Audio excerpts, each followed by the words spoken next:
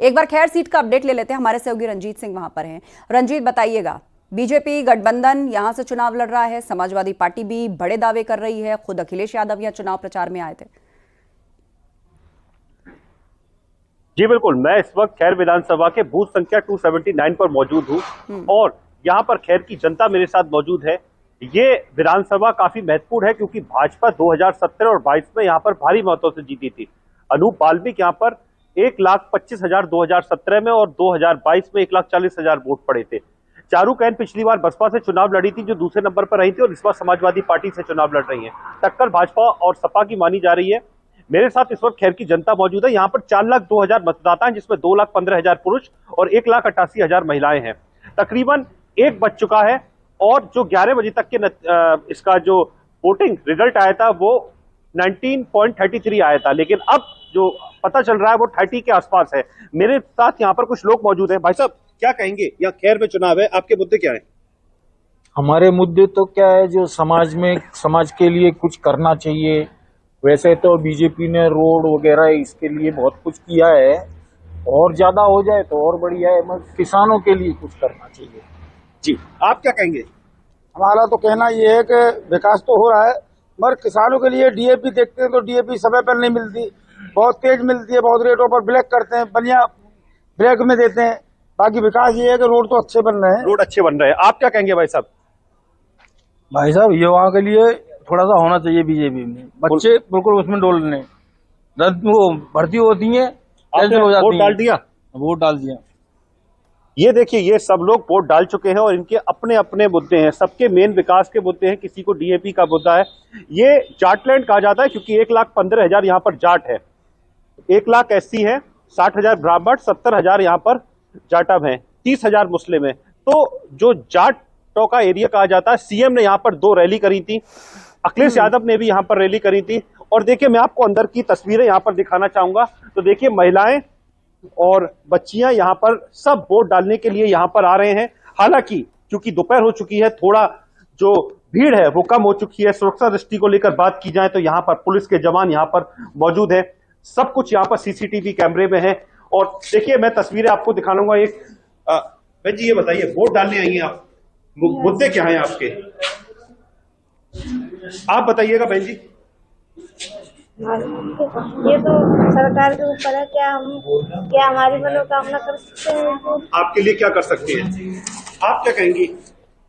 सरकार के लिए, सरकार जनसंख्या को कुछ देना चाहे, उसके लिए महंगाई चल रही है, बच्चों पढ़ने के लिए कुछ करें सरकार, इसलिए वोट देने आए।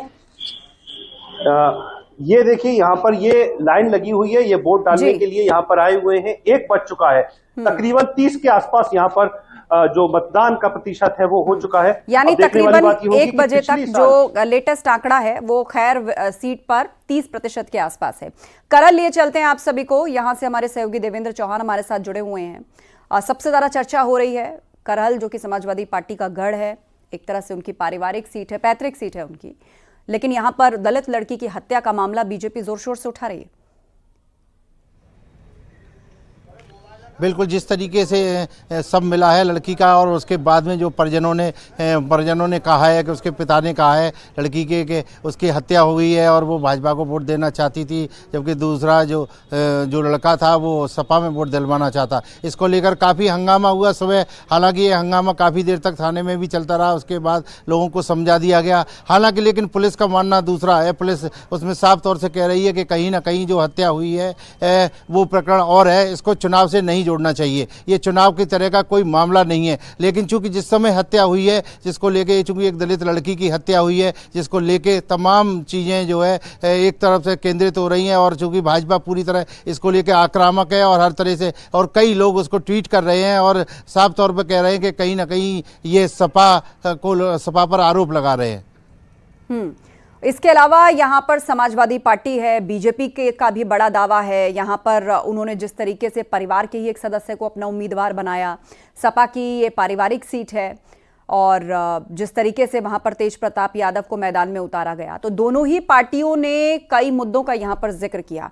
तो उस लिहाज से भी यहाँ का पॉलिटिकल मुकाबला बड़ा दिलचस्प है कि परिवार की सीट और उम्मीदवार के तौर पर भी परिवार के ही सदस्यों का मुकाबला।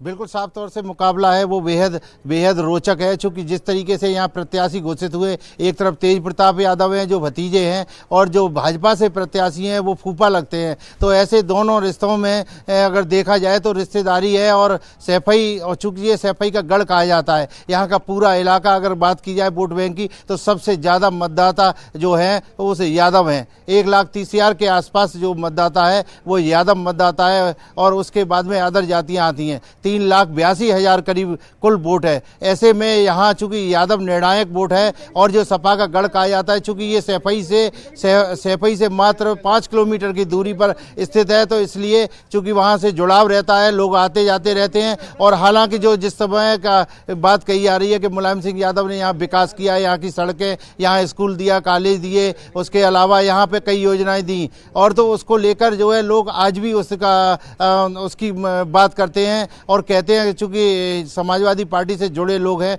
तो वो जरूर कहते हैं, लेकिन जो यहाँ मुकाबला है वो बेहद रोचक है, चूंकि एक तरफ फूफा है तो दूसरी तरफ भतीजा है, जिसको लेके ये पूरे प्रदेश में ये सीट अपने आप में, ताकि आप अपना जो भी आप चाहते हैं लेटर ऑन इन लाइफ, आपको इस महाराष्ट्र से, मुंबई से जो चाहिए ले सकते हैं।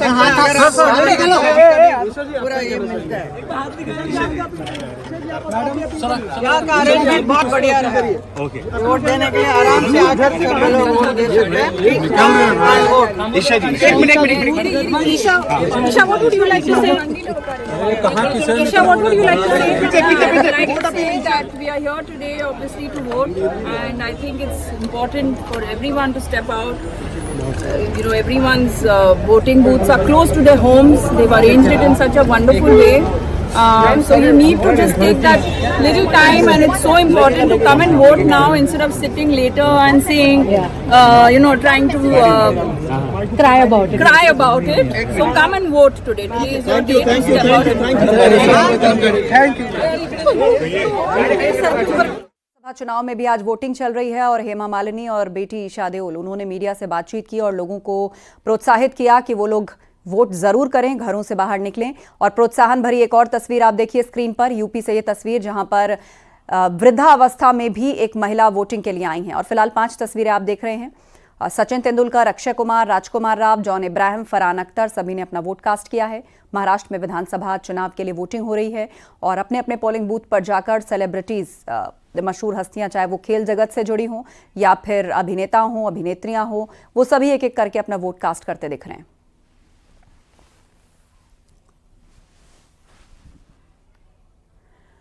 तो महाराष्ट्र में आज विधानसभा चुनाव हो रहा है। ऐसे में बॉलीवुड एक्ट्रेस रकुल प्रीत सिंह अपने पति जैकी भगनानी के साथ वोट डालने पहुंची।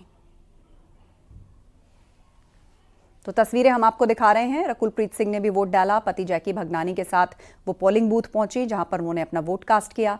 महाराष्ट्र में भी विधानसभा चुनाव हो रहा है। महाविकास अघाड़ी और महायुति के बीच में जबरदस्त टक्कर है और दोनों ही गठबंधनों का बड़ा दावा है। बीजेपी कह रही है कि इस बार पूरी तरह से वो वहां पर क्लीन स्वीप करेगी, उसका गठबंधन वहां सरकार बनाएगा। तो दूसरी तरफ विपक्षी गठबंधन का भी बड़ा दावा है कि वो इस बार फिर से रिपीट करेगा और बड़े अंतर से। लेकिन देखिए किस तरह उत्साह है वोटिंग को लेकर। तमाम सेलिब्रिटीज, अलग अलग क्षेत्रों से जुड़ी हुई हस्तियां अपना वोट कास्ट कर रही हैं। बहुत जरूरी है, ये आपका हक है, ये आपका अधिकार है और आपको 100% वोट करना है। और आई थिंक काफी लोगों को लगता है कि इनकन्वीनियंस होगी। I do have to commend, मेरी लास्ट टाइम भी वोटिंग इधर इसी सेंटर में थी हमारी, एंड बहुत ही अच्छे से फैसिलिटीज दी गई हैं। इट्स वेरी क्विक, 5 मिनट लगते हैं वोट करने के लिए। So everyone who is listening, please know that you can take that 5 minutes of your schedule and come and vote. और एक बार फिर से आपको यूपी लिए चलते हैं। हमारे सहयोगी सर्वेश दुबे लगातार फूलपुर सीट से हमें अपडेट दे रहे हैं। लोगों से अगर आप बात कर पाएं एक बार फिर से सर्वेश, की वो किन मुद्दों का जिक्र कर रहे हैं। उपचुनाव है, आमतौर पर देखा जाता है कि जो मान्यता है कि इससे ना तो सरकार बदलती है, ना सरकार गिरती है, ना सरकार बनती है, तो लोगों का रुझान जरा कम होता है वोटिंग की तरफ। तो ऐसे में पॉलिटिकल पार्टीज भी जोर लगाती हैं कि उनका वोटर ज्यादा से ज्यादा तादाद में घर से बाहर निकले। तो इस लिहाज से उत्साह दिख रहा है क्या लोगों में? देखिए, मैं आपको बता दूं कि उत्साह नहीं है, क्योंकि सुबह अगर हम बात करें 7 बजे मतदान शुरू हुआ है। 2 घंटे के जो शुरुआती 2 घंटे थे, उन 2 घंटों में यहाँ पर जो मतदान हुआ है वो करीब 8% हुआ है, और उसके बाद करीब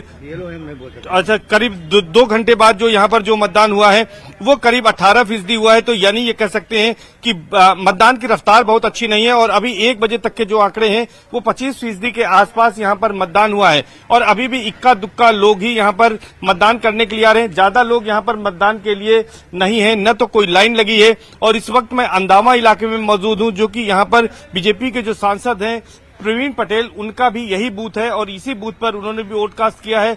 लेकिन इस वक्त यहाँ पर जो मतदाता हैं वो इक्का दुक्का ही मतदाता आ रहे हैं। ऐसे में यहाँ पर सबसे बड़ी समस्या यही है कि मतदान का प्रतिशत बहुत ज्यादा नहीं बढ़ेगा, क्योंकि 5 बजे तक ही, ये सर्दी का मौसम है, 5 बजे तक ही यहाँ पर मतदान होना है। ऐसे में ये कहा जा सकता है कि मतदान का प्रतिशत कम हो सकता है इस सीट पर। अब देखना यह होगा कि यहाँ पर जो लड़ाई है वो बीजेपी प्रत्याशी दीपक पटेल और समाजवादी पार्टी यानी इंडिया गठबंधन के प्रत्याशी जो हैं वो मोहम्मद मुस्तफा सिद्दीकी के बीच है।